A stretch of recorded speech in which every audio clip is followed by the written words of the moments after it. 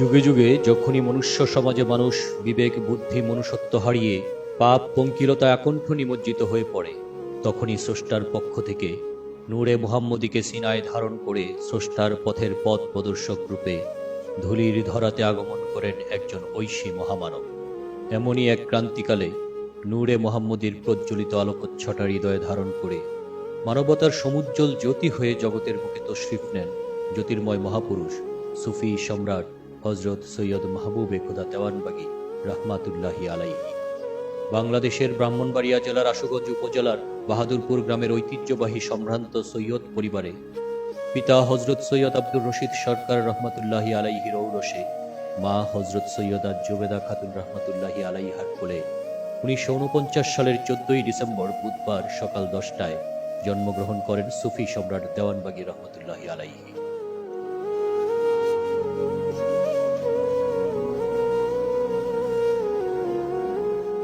সর্বকালের সর্বশ্রেষ্ঠ মহামানব হজরত মুহাম্মদ সাল্লাল্লাহু আলাইহি ওয়াসাল্লামের সুমহান শিক্ষা পথহারা মানুষের কাছে পৌঁছে দিতে তাঁর পবিত্র বংশধর হজরত ইমাম জাফর সাদিক রহমাতুল্লাহি আলাইহি এর উত্তর পুরুষ এবং সুফি সম্রাটের পূর্বপুরুষ হজরত সৈয়দ দোস্তম মাহমুদ সিপাহী রহমতুল্লাহি আলাইহি আরব উপদ্বীপের কাতার থেকে তৎকালীন ভারতবর্ষের পূর্ববঙ্গে আগমন করেন। মেঘনার স্বচ্ছ শীতল জলরাশি বিধৌত ব্রাহ্মণবাড়িয়ার আশুগঞ্জ এর বাহাদুরপুর গ্রামের নির্মল সৌন্দর্য তাকে আকৃষ্ট করে এবং এখানেই তিনি বসতি স্থাপন করে ইসলাম প্রচারে নিবিষ্ট হন।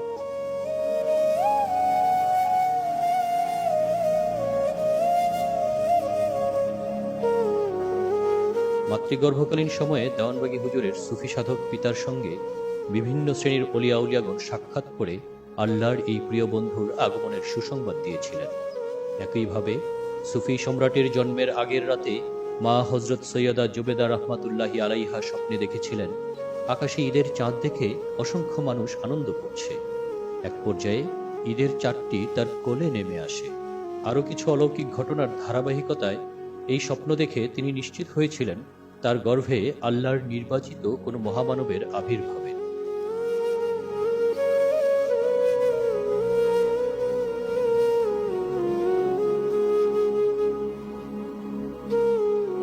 জন্মের সপ্তম দিনে আকিকার অনুষ্ঠানে পবিত্র কাবা শরীফের ইমাম ফখরে বাঙাল মাওলানা তাজুল ইসলাম প্রথম দৃষ্টিতেই সুফি সম্রাটের জগৎ জোড়া খ্যাতি সমৃদ্ধ উজ্জ্বল ভবিষ্যৎ আজ করতে পেরে এই জ্যোতির্ময় শিশুর নাম রেখেছিলেন মাহবুবে খোদা, অর্থাৎ খোদার প্রিয়।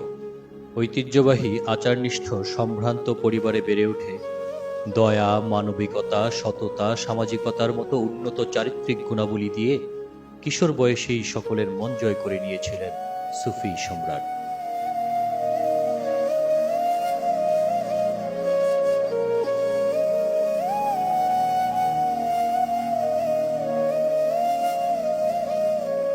সোহাগপুর প্রাথমিক বিদ্যালয় থেকে প্রাথমিক শিক্ষা সমাপন্তে বিখ্যাত তালশহর করিমিয়া সিনিয়র মাদ্রাসা হতে বৃত্তিসহ ধর্মীয় শিক্ষার সর্বোচ্চ পাঠ গ্রহণ করেন।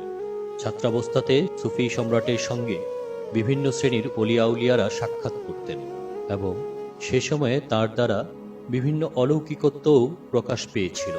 আকর্ষণীয় ব্যক্তিত্ব এবং নেতৃত্বের গুণাবলীর কারণে তিনি মাদ্রাসার ছাত্র সংসদের ভিপি নির্বাচিত হন এবং মাদ্রাসা জীবনের শেষ দিন পর্যন্ত এই পদে ছিলেন।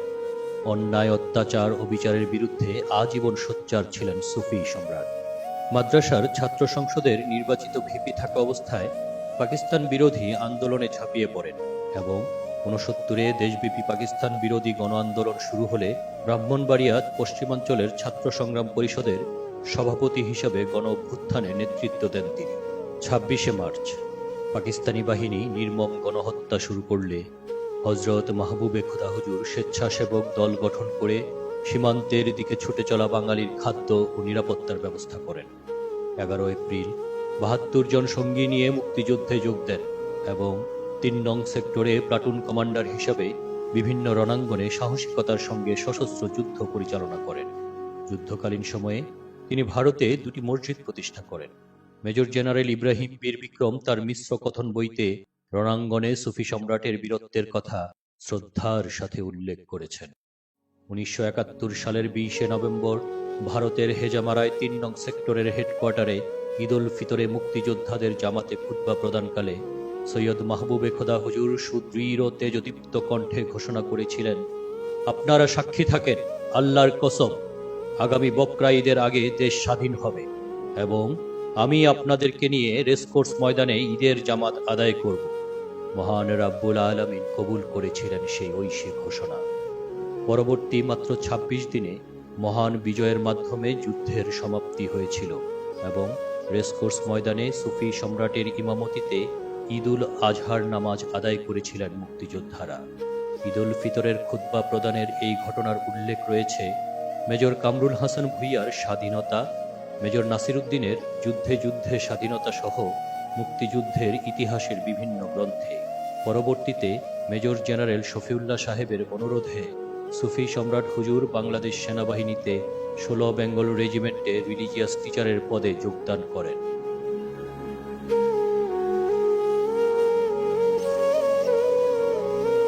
শিশুকাল থেকেই আল্লাহ ও রাসূল সাল্লাল্লাহু আলাইহি ওয়াসাল্লামের সান্নিধ্য পাওয়ার জন্য ব্যাকুল ছিলেন সুফি সম্রাট। পাশাপাশি মানবজাতির চরম দুর্দশা তাঁকে ব্যথিত করে তুলেছিল। বিশ্ব মানবতার মুক্তির উপায় নিয়ে গভীর চিন্তায় নিমগ্ন হন তিনি। এই আত্মনিমগ্নতার ধারাবাহিকতায় ১৯৭৪ সালে তৎকালীন জামানার মুজাদ্দেদ হযরত সৈয়দ আবুল ফজল সুলতান আহমেদ চন্দ্রপুরী রাহমাতুল্লাহি আলাইহির নিকট বাইয়াত গ্রহণ করেন। মোর্শেদের নির্দেশে সেনাবাহিনীর চাকুরি ছেড়ে দিয়ে দীর্ঘ ১২ বছর তাসাউফের কঠোর সাধনা ও গোলামিতে আত্মনিমগ্ন হন সুফি সম্রাট হুজুর এবং লাভ করেন আল্লাহ প্রাপ্তির সর্বোচ্চ মাকাম। ইতোমধ্যে চন্দ্রপুরী হুজুর তার প্রিয় কন্যা সৈয়দা হামিদা বেগমকে বিয়ে দেন জামানার শ্রেষ্ঠতম এই মহামানবের সঙ্গে। সুফি সম্রাট হুজুর এবার পথহারা মানুষের পারলৌকিক মুক্তির সংগ্রামে আত্মনিয়োগ করেন। বললেন, শত্রুর কবল হতে সশস্ত্র যুদ্ধ করে ৫৫,০০০ বর্গ মাইল মাতৃভূমিকে মুক্ত করেছি। এবার রিপুর কবল হতে ৩.৫ হাত দেহকে মুক্ত করার পালা।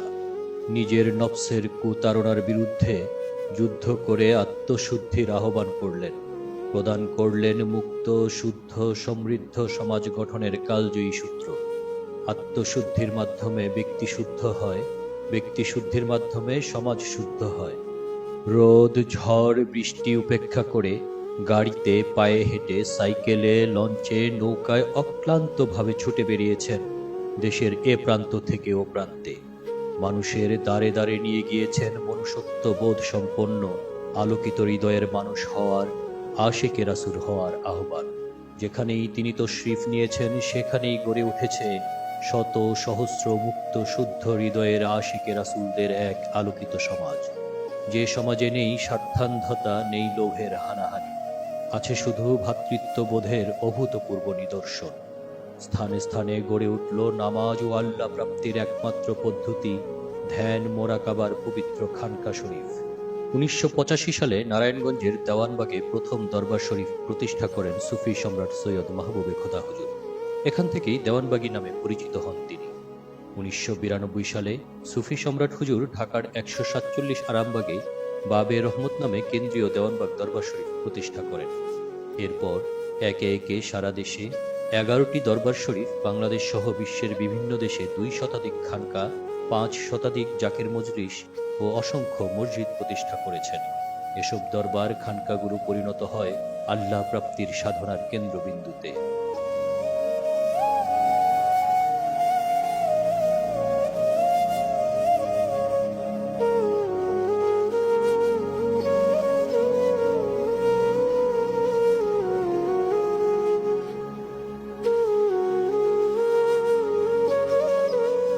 গত ১৪০০ বছরে ইসলাম ধর্মে অপপ্রবিষ্ট নানা বিকৃতি দূর করতে শতাধিক সংস্কার করেছেন সুফি সম্রাট হুজুর। এগুলোর মধ্যে ১৮টি সংস্কার বাংলাদেশ সরকার রাষ্ট্রীয়ভাবে বাস্তবায়িত করেছে। সুফি সম্রাটের প্রস্তাবে বাংলাদেশ সরকার শিক্ষাসূচিতে তাসাউফ অন্তর্ভুক্ত করা সহ সঠিক দলিল লিখন পদ্ধতি, সেহরি ও ইফতারের সঠিক সময় নির্ধারণ, রবিবারের পরিবর্তে শুক্রবার সাপ্তাহিক ছুটি ঘোষণা, রাষ্ট্রীয়ভাবে ঈদে মিলাদুন্নবী সাল্লাল্লাহু আলাইহি ওয়াসাল্লাম উদযাপন শুরু করে। তিনি হাতে কলমে গুণে প্রমাণ করে দেন পবিত্র কোরআনের আয়াত সংখ্যা ৬,৬৬৬টি নয়, সঠিক সংখ্যা ৬,২৩৬টি। অসংখ্য দলিল প্রমাণ দিয়ে সুফি সম্রাট প্রমাণ করে দিলেন দয়াল রাসূল সাল্লাল্লাহু আলাইহি ওয়াসাল্লাম গরীব ছিলেন না। তিনি ছিলেন আরবের তৎকালীন রাজ পরিবারের সন্তান, অন্যতম শীর্ষ ধনী। জাতির সামনে তুলে ধরলেন রাহমাতুল্লিল আলামিনের সম্মানিত পিতামাতার যথাযোগ্য সম্মান ও মর্যাদা। বিভিন্ন তাফসীর ইতিহাস থেকে প্রাপ্ত তথ্য বিশ্লেষণ করে, গাণিতিক হিসাবের চুলচেরা বিশ্লেষণ করে প্রমাণ করে দিলেন রাসূল সাল্লাল্লাহু আলাইহি ওয়াসাল্লামের ওফাত 12ই রবিউল আউয়াল নয়, প্রকৃত তারিখ 1 রবিউল আউয়াল। বিশ্ব মুসলিমকে মুক্ত করলেন ইতিহাসের এক কলঙ্কজনক বিকৃতি থেকে। মহান আল্লাহর পরিচয় তুলে ধরতে 8 খণ্ডের সুবিশাল তাফসীরে সুফি সম্রাট দেওয়ানবাগী সহ তিনি তাসাউফ ভিত্তিক বহু গবেষণা গ্রন্থ প্রণয়ন করেছেন, যা সত্যানুসন্ধানীদের আত্মার খোরাকে পরিণত হয়েছে। এর মাঝে ইয়াজিদের চক্রান্তে মোহাম্মদী ইসলাম, আল্লাহ কোন পথে, আল্লাহ কি সত্যিই দেখা যায় না, রাসূল সাল্লাল্লাহু আলাইহি ওয়াসাল্লাম কি সত্যিই গরীব ছিলেন, মুক্তি কোন পথে, শান্তি কোন পথে বিশেষভাবে উল্লেখযোগ্য। তিনি তার তাফসীর গ্রন্থে প্রায় 4000 আয়াত ও 8000-এর অধিক সহিহ হাদিস দিয়ে প্রমাণ করে দিলেন আল্লাহ নিরাকার নন, আল্লাহর নূরের আকার আছে। দেওয়ানবাগী হুজুর মানুষকে শিক্ষা দিয়েছেন আত্মশুদ্ধি, দিল জিন্দা নামাজে হুজুরি অর্জন আর আশিকে রাসূল হওয়ার। তিনি শিক্ষা দিয়েছেন গভীর ধ্যান মোরাকাবার মাধ্যমে কলবের মাঝে আপন প্রভুকে প্রত্যক্ষ করার পদ্ধতি। এমন ব্যক্তিত্বকেই হয়তো যুগে যুগে কবি সাহিত্যিকগণ আখ্যায়িত করতে চেয়েছেন কিংবদন্তি অভিধায়। জীবদ্দশায় যার উপরে বিশ্ববিদ্যালয়ে পিএইচডি গবেষণা হয়েছে, মেধাবীদের জন্য স্বর্ণপদকের নামকরণ করা হয়েছে, আপন বন্ধুত্বের প্রমাণ দেওয়ার জন্য সুফি সম্রাটের মাধ্যমে আল্লাহ রাব্বুল আলামিন কয়েক লক্ষ কারামত প্রকাশ করেছেন, যার জীবন্ত সাক্ষী হাজারো আশিকে রাসূল। ধর্মের প্রতিটি বিষয়ে সুফি সম্রাটের পবিত্র কোরআন হাদিসের আলোকে সুস্পষ্ট যুক্তিপূর্ণ ব্যাখ্যা আকৃষ্ট করেছে সারা বিশ্বের জ্ঞানী গুণীদেরকে। সকল শ্রেণী পেশার ধর্মের মানুষ তাঁর কাছে ছুটে এসেছেন আত্মার খোরাক নিতে, আত্মমুক্তির আশায়। বর্তমানে সারা বিশ্বে 3 কোটিরও অধিক মানুষ তাঁর নির্দেশিত পথে আল্লাহ ও রাসূল সাল্লাল্লাহু আলাইহি ওয়াসাল্লামকে প্রাপ্তির সাধনায় নিমগ্ন রয়েছেন। শুধু বাংলাদেশ নয়, বিশ্বের শতাধিক দেশের অসংখ্য মানুষ দেওয়ানবাগী হুজুরের শিক্ষায় উদ্বুদ্ধ হয়ে আল্লাহ ও রাসূল প্রাপ্তির পথে ধাবিত হয়েছেন।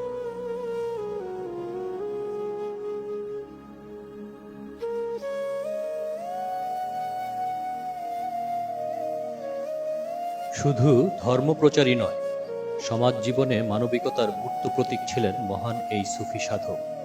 শিক্ষা, চিকিৎসা, রাস্তাঘাট, ব্রিজ, কালভার্ট নির্মাণ, প্রতিটি প্রাকৃতিক দুর্যোগে ত্রাণ বিতরণ সহ নানা জনহিতৈষী কর্মকাণ্ডে আজীবন নিজেকে যুক্ত রেখেছেন দেওয়ানবাগী হুজুর। দুস্থ হৃদরোগীদের জন্য প্রতিষ্ঠিত ন্যাশনাল হার্ট ফাউন্ডেশনের অন্যতম পৃষ্ঠপোষক হিসেবে প্রতিষ্ঠানটির আজীবন সদস্য ছিলেন তিনি। নিজ গ্রাম বাহাদুরপুরে হাজারো মানুষকে বিনামূল্যে চিকিৎসা সেবা দিয়েছেন। এছাড়া সকল দুর্যোগে মানবতার সেবায় নিজেকে উজাড় করে দিয়েছেন সুফি সম্রাট দেওয়ানবাগী রহমতুল্লাহি আলাইহি হুজুর। 1988 এবং 98 সালে ভয়াবহ বন্যায় দরবার শরীফে সারা রাত খাবার প্রস্তুত করে প্রতিদিন ঢাকা ও নারায়ণগঞ্জের অসহায় মানুষের মাঝে নিজ হাতে খাদ্য বিতরণ করেছেন। এছাড়া নিজের অনুসারীদের মাধ্যমে দেশের বিভিন্ন প্রান্তে ত্রাণ পৌঁছে দিয়েছেন। শিক্ষার বিস্তারেও বড় ভূমিকা রয়েছে সুফি সম্রাট হুজুরের। রাজধানীর আরামবাগ স্কুল অ্যান্ড কলেজ, ব্রাহ্মণবাড়িয়ায় বাহাদুরপুর প্রাথমিক বিদ্যালয়, নারায়ণগঞ্জে দেওয়ানবাগ প্রাথমিক বিদ্যালয়ের তিনি অন্যতম প্রধান পৃষ্ঠপোষক। সুফি সম্রাট হুজুর ব্রাহ্মণবাড়িয়ার বাহাদুরপুর, নারায়ণগঞ্জের দেওয়ানবাগে বহু রাস্তা, ব্রিজ, কালভার্ট নির্মাণ করে এলাকাবাসীর নির্বিঘ্নে চলাচলের সুযোগ করে দিয়েছেন। এলাকাবাসীর সুবিধার্থে সরকারের কাছে আবেদন জানিয়ে বিদ্যুৎ ও গ্যাস সংযোগের ব্যবস্থা করেছেন। ওফাতের পূর্বে মানবিকতার সর্বশেষ উদাহরণ রেখে গিয়েছেন সুফি সম্রাট হুজুর। করোনা মহামারীতে সারা পৃথিবী যখন স্তব্ধ হয়ে গিয়েছিল, দেশে কিংবা প্রবাসে লাখো মানুষ যখন কর্মহীন, তখন দেওয়ানবাগী হুজুরের নির্দেশে সারা দেশে খাদ্য সহায়তা দেওয়া হয় অসহায় মানুষের মাঝে। দিয়েছেন নগদ অর্থ সহায়তাও। এ কার্যক্রম শুধু দেশেই সীমাবদ্ধ থাকেনি। সৌদি আরব, সিঙ্গাপুর, মালয়েশিয়া, মালদ্বীপ, সংযুক্ত আরব আমিরাত, সুইডেন, গ্রিস, সাউথ আফ্রিকা সহ বিভিন্ন দেশে যেসব প্রবাসী বাংলাদেশি ও স্থানীয় জনগোষ্ঠী বেকার হয়ে পড়েছিলেন, তাদের কাছেও দেওয়ানবাগী হুজুর সাহায্যের হাত বাড়িয়ে দিয়েছেন।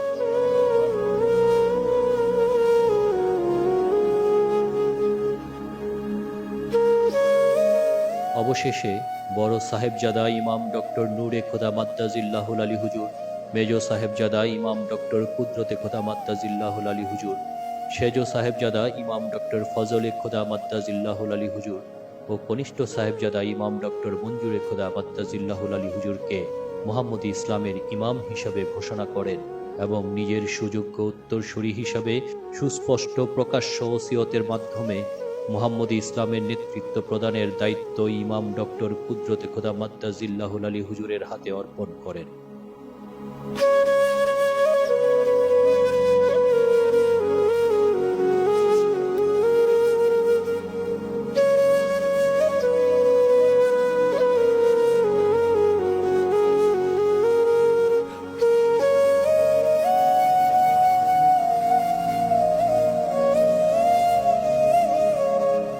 আল্লাহ ও রাসূল সাল্লাল্লাহু আলাইহি ওয়াসাল্লামের অর্পিত সকল দায়িত্ব সুচারুরূপে সম্পাদন করে 2020 সালের 28শে ডিসেম্বর সোমবার সকাল 6টা 48 সুফি সম্রাট হুজুর কেবলাজানের 71 বছরের মহাকর্মময় জীবনের পরিসমাপ্তি ঘটে। 29শে ডিসেম্বর লাখো ভক্ত আশিকের অশ্রু সজল জানাজা ও রাষ্ট্রীয় গার্ড অফ অনার শেষে এই মহান আউলিয়াকে মতিঝিলের বাবে মদিনায় রওজাস্থ করা হয়। ওসিয়ত অনুযায়ী 3 সাহেবজাদা ইমাম ও 2 সাহেবজাদির অক্লান্ত সহযোগিতায় ইমাম ডক্টর আরসাম কুদরতে খোদা মাদ্দাজিল্লাহুল আলী হুজুরের নেতৃত্বে আশিকে রাসূলগণ কাঁধে কাঁধ মিলিয়ে সুফি সম্রাট হুজুরের আদর্শ বিশ্বময় বাস্তবায়ন করে চলেছেন।